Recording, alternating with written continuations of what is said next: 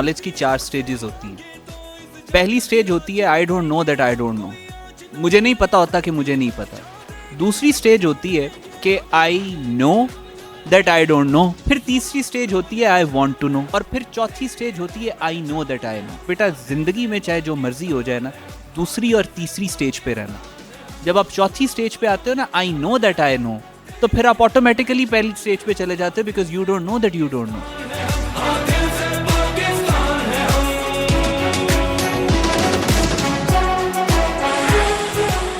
We have to reach a balance, and in order to reach a balance हमें इन दहशतगर्दों की ideological foundation को target करना पड़ेगा। पहले हमने काइनेटिक ऑपरेशंस की, हम इन्हें मारते रहे, एक मरता था 10 और आ जाते। अब हमने रियलाइज किया है कि हमने इनकी फाउंडेशन और बेस को हिट करना है। The reason why we are calling them खवारिज के बारे में अल्लाह के नबी सल्लल्लाहु अलैहि वसल्लम की हदीस शरीफ आपने सुनी, उन्होंने फरमाया जिसका मफहूम है कि कुरान की वो आयात जिनका इतलाक गैर मुस्लिमों पे होता है वो मुसलमानों के ऊपर लगाएंगे और मुसलमानों के जान, माल और खून को हलाल करेंगे।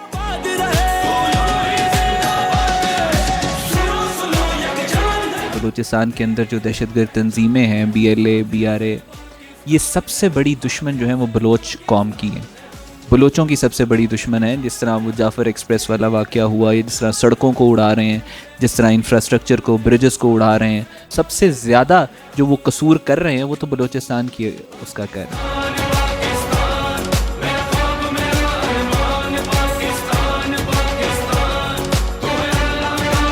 उसी तरह TTP को जिस मुल्क ने फॉर्म किया उसका नाम इंडिया है, और अजित कुमार डोवल जो इंडिया का नेशनल सिक्योरिटी एडवाइज़र है वो बाकायदा तौर पे अपनी वीडियोस के अंदर ये बात कर चुका है कि TTP को हमने फॉर्म किया और हमारा मकसद ये था कि हमने पाकिस्तान के अंदर दहशतगर्दी करनी। Today you take Pakistan army out of equation, कल Pakistan will be turned into Syria, Libya, Lebanon, Iraq. We need you to take responsibility and share our burden. This is the war that we all have to fight. ये वो glorious future हमारा हमें wait कर रहा है, और उन hindrances का जो दरमियान में रोके हुए उसका मुकाबला हमने मिल के करना है।